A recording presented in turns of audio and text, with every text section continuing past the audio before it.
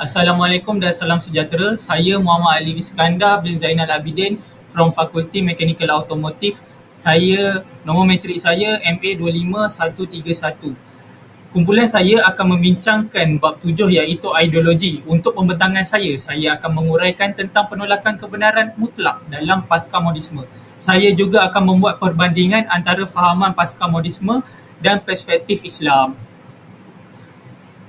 Okey, maksud pasca-modisme. Pasca-modisme ialah salah satu fahaman yang lahir sebagai kritikan terhadap modernisme. Fahaman ini menolak kebergantungan penuh kepada logik dan rasional semata-mata. Menurut pasca-modisme, manusia bukan hanya mempunyai akal fikiran tetapi juga dipengaruhi oleh emosi, pengalaman dan budaya. Antara tokoh terkenal dalam pasca-modisme ialah Jean-François dan Thomas Kuhn.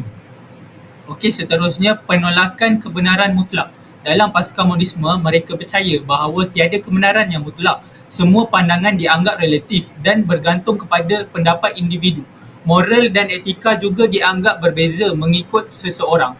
Contohnya, di media sosial, ramai hari ini yang beranggapan bahawa semua pendapat adalah benar walaupun bercanggah dengan nilai agama dan budaya. Selain itu, budaya bebas dan gaya hidup moden juga semakin diterima tanpa batas.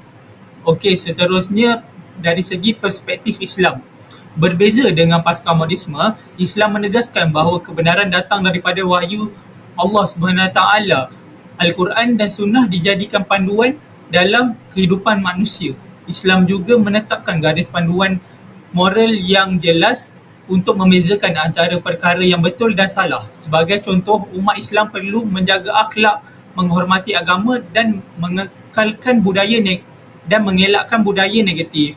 Okey, seterusnya perbandingan. Perbandingan antara pasca-modisme dan Islam ialah dari aspek kebenaran dan moral.